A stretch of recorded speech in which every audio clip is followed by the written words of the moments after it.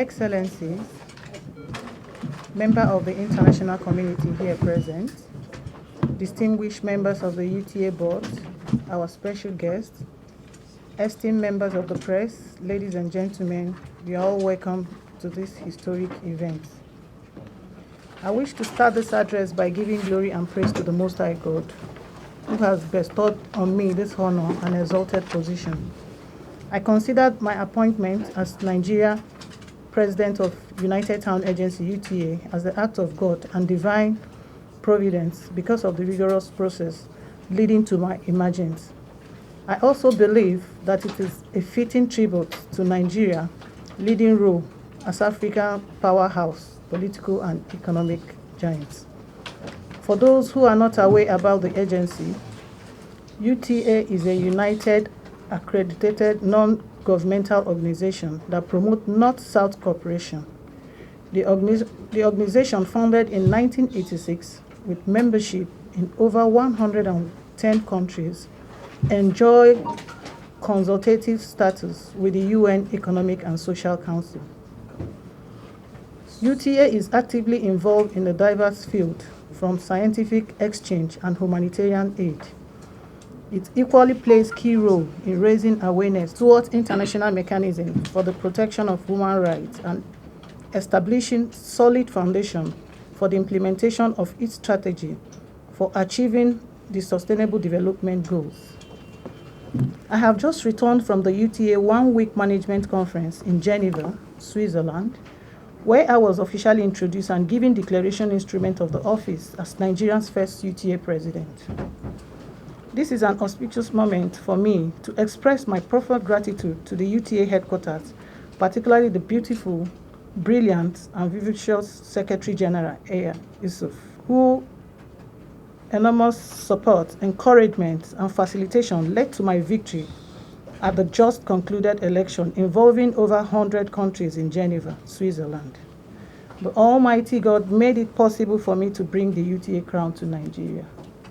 My appointment as UTA president is a clarion call to action and big challenge for the Nigeria to join communities of 110 nations to prove its mettle and that we are truly the giant of Africa by taking the lead in humanitarian projects, human rights protection, United Nations social development goals, and scientific endeavors, which are the hub of UTA intervention in various countries around the world. I am very pleased and proud to announce that eminent Nigeria with track record of public service and humanitarian endeavor, some of who are seated here with me, have been appointed as board members of the UTA in Nigeria.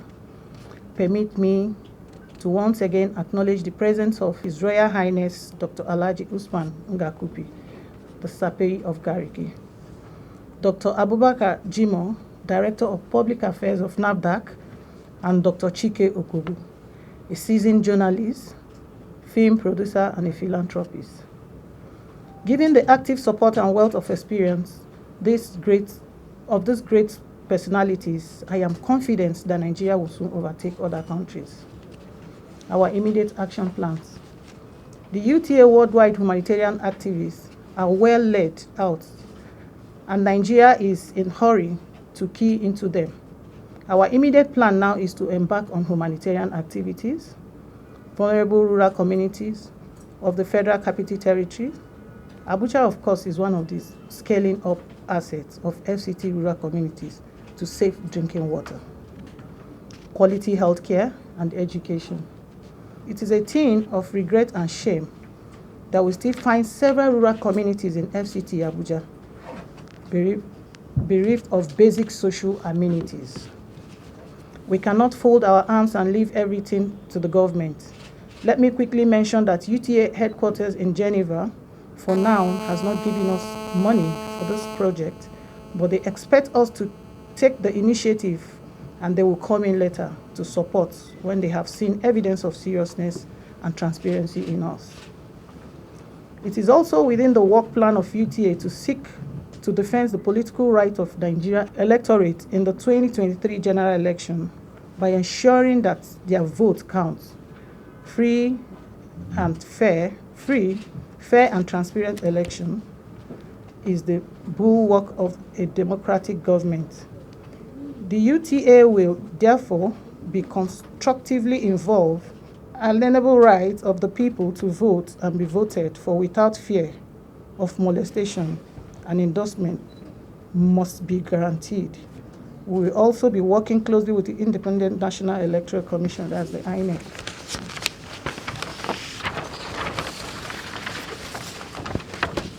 Raising intervention funds.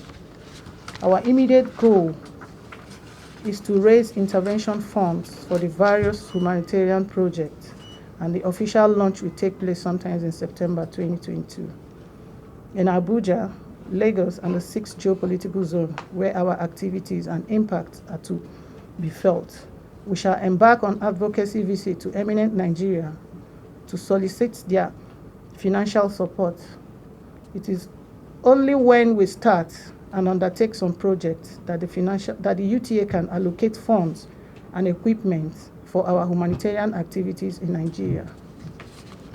Our first set of rural projects are construction of 2 modern hospitals, rehabilitation and equipping of 2 primary schools in FCT Abuja. The choice of the location of this project will be determined by the UTA board in consultation with the FCT traditional ruler.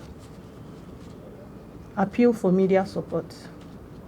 The primary objective of this press conference is to solicit the cooperation and support of the mass media through constant reports of our activities. The mass media is a worthy and independable partner of the UTA, and our working relationship shall be symbolic. I look forward to a fruitful working relationship with you. In conclusion, I wish to thank my board members, ladies and gentlemen of the press, and other personalities who have come here to show solidarity and support to the UTA. May God bless you all. Long live UTA, long live the Federal Republic of Nigeria. Thank you. I felt challenged that my nomination as a board member is a clarion call to serve and to support this young lady who has brought honor. And that is also the same feeling that resonated with the Emir of Gariki. He was so excited that this is for him to get up from his palace. This is work. It is not just for us. It's not for us to celebrate with pomp and pageantry. It's a clarion call to work.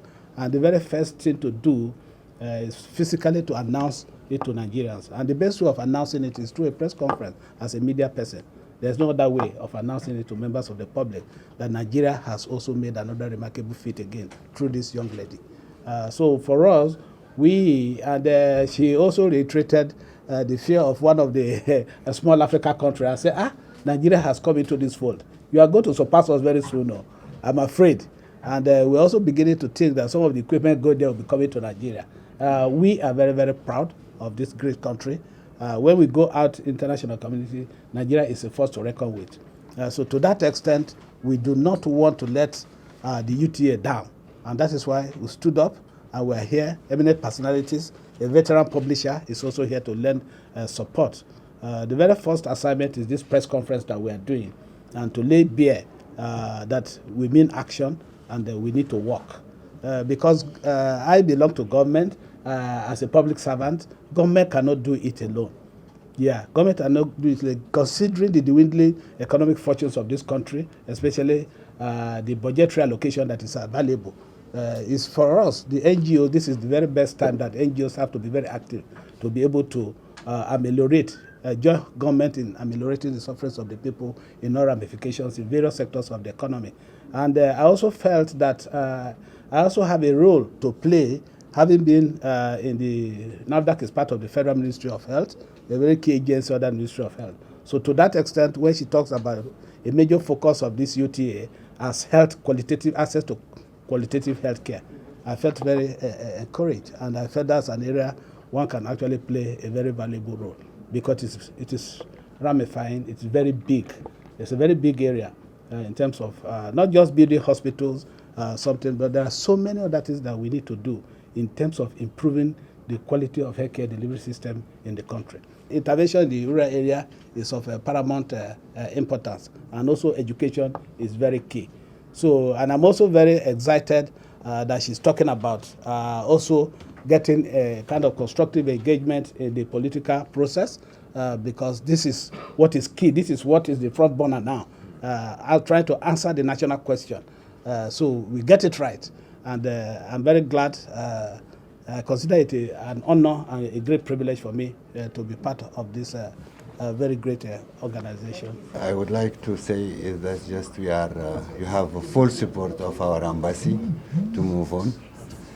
And we wish for this great lady also that we know about her journal, magazines, everything we know about her. So she is a perfect person to be assigned to this post. We wish her all the best and success in her new assignment.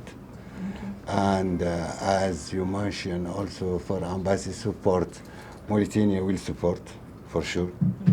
I can say it on name of His Excellency Ambassador. I am his deputy, and you will have the support from this embassy for sure.